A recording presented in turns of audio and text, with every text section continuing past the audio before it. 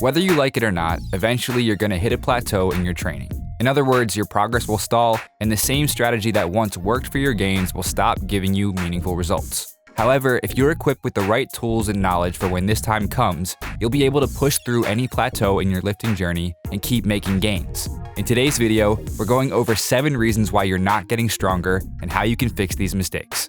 But first, let's start with the basics, your lifting experience.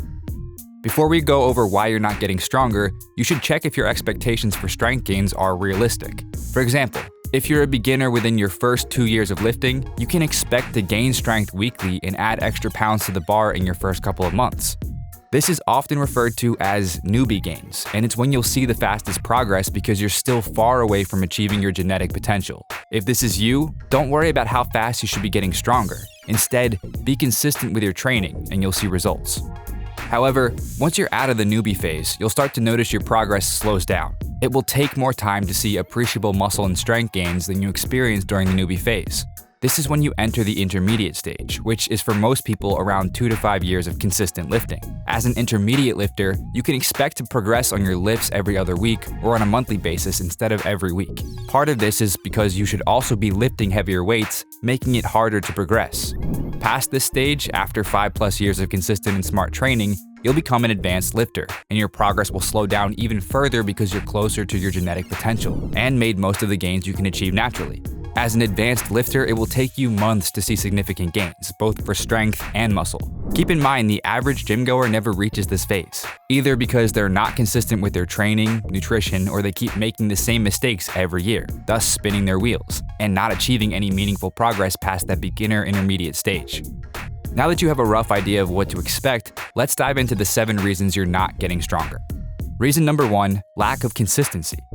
This one is pretty self-explanatory, yet it's a crucial point many people miss. You simply cannot expect to get the best results if you're not consistent with your training, nutrition, and recovery. Making appreciable strength gains takes time, effort, and a lot of patience. Make sure you have a training routine you can stick to for months before you start wondering why you're not getting stronger. A suboptimal training plan done consistently over time will produce better results than a perfect plan done inconsistently. This leads us to reason number 2. Reason number 2, you don't have a plan and you're not prioritizing progressive overload. First off, having a plan is essential for long-term progress. How can you expect to make significant progress if you don't know where you're headed? It's common to see people at the gym who haven't got a clue what they're going to do. This typically ends with them doing random exercises each week. If you want to get stronger, you should be following a training plan that focuses on progressive overload, has adequate volume, and combines the right intensity and frequency for continuous progression. You should also be mindful of smart exercise selection for your goals. Regarding progressive overload, whether you're training for hypertrophy or strength, progressive overload is one of the core principles of training. We've covered this topic in many of our videos before, but the take-home message is, if you want to get stronger, you have to push your body to get stronger. Progressive overload can be achieved in many different ways, but for strength training, you want to prioritize adding more weight to the bar each week, especially on compound movements. Even if it's a simple weight increment using microplates, it will add up over time, especially if programmed intelligently with adequate periodization, which becomes increasingly important the more advanced you are. Adding a bit of weight to the bar may seem very simple at first, but often people neglect this. They lift heavy when they feel good, and then on the next week, they lift considerably less weight because they aren't as motivated or just didn't feel like it. Don't make this mistake. Instead, follow a plan so you can stay on track with your workouts and achieve your goals. Reason number 3, too much volume. One of the main goals of strength training is to provide your muscles with an adequate stimulus to get stronger. In other words, you have to do a certain amount of work to achieve this outcome. Some people could get better results by increasing their workload by either adding sets or adding more weight to the bar. This is especially true if you always feel fresh and recovered after a session. However, most people should be careful not to do too much volume, as this can backfire and stall your progress. It's easy to fall into the trap of believing that more volume will lead to more gains, but there's a place and time for everything. Besides volume, there are 2 other variables you should consider: intensity and frequency. If you're training with high volume, which would be more than 15 sets per muscle group per week, high frequency, and high intensity, such as lifting close to your 1 rep max, you may find that you can't properly recover from your workouts. You may also start to feel more wear and tear on your joints and connective tissue, which can slow down your progress or even result in injury. Finding the right balance between these variables will help you avoid plateaus and make more gains while also lowering the risk of injury. On another note, you may have sufficient volume for your compound lifts, but you may not be doing too many accessory lifts, which could also impair your recovery. A good general rule for training is to do enough work to progress, not as much as possible. The goal should be to stimulate, not annihilate. This way, when you hit a plateau, you can increase training volume, given you're still recovering from training. Having said that, what is a good starting point for maximizing strength gains? According to the Muscle and Strength Pyramid of Eric Helms, one of the leading investigators in hypertrophy and strength training, you should start with about 10 to 20 sets per muscle group or movement pattern per week.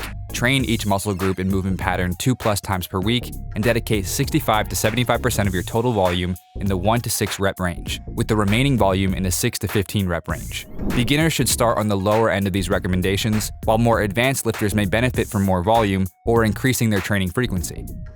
Reason number 4, you don't deload. When you focus on applying progressive overload and training harder than the last time each week, your level of fitness will increase. However, so will your fatigue. Eventually, you'll get to a point where your fatigue will surpass your level of fitness, masking your real strength. When you get to this stage, it will be harder to keep improving your performance, and you may hit a plateau or start to see a decrease in performance over time.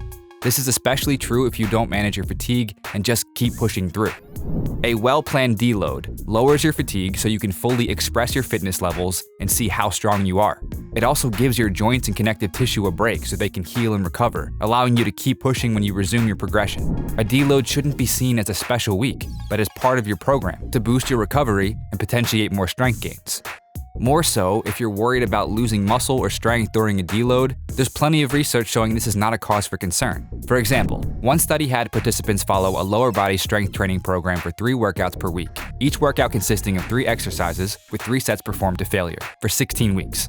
After that, they trained for another 32 weeks, but only once per week, doing only 1 set to failure on each of the 3 exercises. Despite this change in total volume and frequency, participants maintained all the gains they made in the first 16 weeks. So if you're worried about taking a lighter week to recover, don't. As a matter of fact, if you train hard and you never deload, this could be why you're not getting stronger.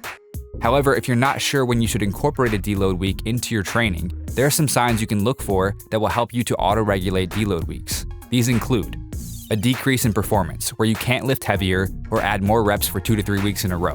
Keep in mind a slight decrease in performance is perfectly normal, as your strength can vary from week to week.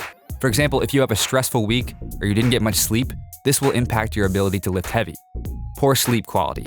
If you didn't change anything in your routine but your sleep quality is suffering, this may be an indication that you could use a deload, especially if you've been training hard for weeks. You're feeling more stressed than usual with no motivation to train, having more aches and pains than usual. Reason number 5, changing exercises too frequently. There's a concept you should be familiar with when it comes to strength training. It's called the principle of specificity.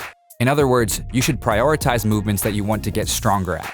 So for example, if you want to get better at squats, you should have squats in your training program, preferably more than once per week. Even if you don't squat twice a week, you want to include exercises closely related to the squat or that will help you improve your squat. This is why you see many powerlifters train for the big 3, squats, bench press, and deadlifts, and why the bulk of their program revolves around these compound lifts or variations of them. As we previously mentioned, if you're looking to get stronger, you need to consider your exercise selection. Ideally, you want to avoid too much variety in your training plan, and avoid constantly changing exercises every couple of weeks. Unfortunately, in doing so, you're not allowing yourself to master the lift you want to get stronger at, therefore hindering your progress. It's like learning a new skill, and before you get comfortable with it, you start learning a different skill. Getting stronger is a combination of multiple factors. Skill acquisition, which is learning how to do an exercise properly, neurological adaptations, which are learning how to fire the right muscle groups during an exercise, and hypertrophy, which is how much muscle mass you have. This is why it's essential to practice the lifts you want to get stronger at. Going back to the principle of specificity, strength is also specific to a movement and rep range. This means the more time you spend lifting heavy loads at a specific rep range, the stronger you'll be for that specific exercise, load, and rep range. Thus, it makes sense to keep the compound lifts you're trying to get stronger at in your routine for some weeks or even months, so you can master them and keep progressing. If you want to change exercises that are becoming stale or try something different, try a different variation of the main lift. For example, switching from a conventional deadlift to a sumo deadlift. Or consider changing your isolation exercises and accessory lifts so long as they train the same muscle groups or movement pattern. Remember, getting stronger takes time. Don't sabotage your progress by wanting to switch things up too soon. Reason number 6, your nutrition isn't in line with your goals. Besides training, nutrition will also play a big role in achieving your strength goals. You can expect to progress slower if you're in a caloric deficit. Simply put, if you're on a diet, you have less energy to recover from training, which can impact how much training volume you can handle. Further, a calorie deficit may also inhibit muscle growth compared to a caloric surplus during a massing phase. This is why you should set clear goals. What's more important to you, fat loss or building muscle and strength? For most people, it's probably fat loss and getting down to a healthier body fat percentage. If this is you, we recommend focusing on a moderate 15 to 20% caloric deficit while focusing on progressive overload. If your main goal is to maximize strength gains and you're an experienced lifter and quite lean, then a moderate caloric surplus of 15 to 20% is the way to go. If you value both equally, you can eat at maintenance and focus on getting stronger over time. However, this will require you to be more on point with your training, nutrition, and recovery to make sure you don't end up spinning your wheels, not making any meaningful progress over a year of lifting. Often it's better to focus on one goal at a time instead of trying to achieve everything at once. Reason number 7, sleep.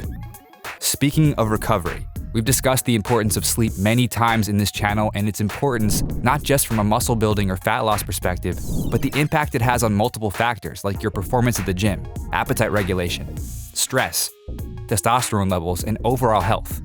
So many people are looking for supplements, training plans, or quick fixes to improve their results, but little do they realize that getting enough sleep may be exactly what they need to break past their plateau. And the best part, it's free. Simply put, don't expect to make your best gains if you're chronically undersleeping and not recovering from your sessions. Instead, we recommend getting at least 7 hours of good quality sleep every night. You may be doing everything we've mentioned in this video, but you need to make sure you're also following these crucial gym rules as well. These basic principles need to be practiced year-round to tie everything together. First, make sure you're not training half-assed or constantly seeking distractions like checking your phone every set. If you want the best results, avoid distractions and be present during your workout. Train with purpose, bring the intensity, make each set count, and start seeing better results. The second important gym rule you need to follow is having good form. Improving your technique will help you activate the appropriate muscle groups for the exercise and reduce the risk of injury. If this sounds familiar, leave your ego at the door and focus on proper form. Finally, if you're not logging your workouts, you're leaving a lot of gains on the table. You could be getting stronger over time, but you don't know because you're not tracking your progress. If you track your workouts, you can objectively compare your performance to your previous workouts and see if you're getting stronger over time. Tracking your workouts also motivates you to try and beat your last week's performance, thus helping you apply progressive overload to your training. In summary, if you want to get stronger, you should follow a plan that focuses on progressive overload while combining adequate volume, intensity, and frequency for your individual goals. You should also incorporate strategic deloads in your plan and avoid changing exercises too frequently. Lastly, make sure your nutrition aligns with your goals and you're getting plenty of good quality sleep. Most importantly, be as consistent as possible and be patient. Gains take time, but they're worth the wait. If you found this video helpful, make sure you give this video a thumbs up as it'll truly help out the channel. Are you looking for a complete, done-for-you training and nutrition guide guaranteed to add slabs of muscle to your frame in the next 90 days? Claim your free copy of our book, Bulk Up Fast. The book has already been paid for. All you have to do is cover the small shipping fee. Just click the link in the description, tell us where to ship it, and we'll send it to you anywhere in the world. If you haven't already, make sure you subscribe for more videos, and don't forget to turn on post notifications so you don't miss the next one. Peace.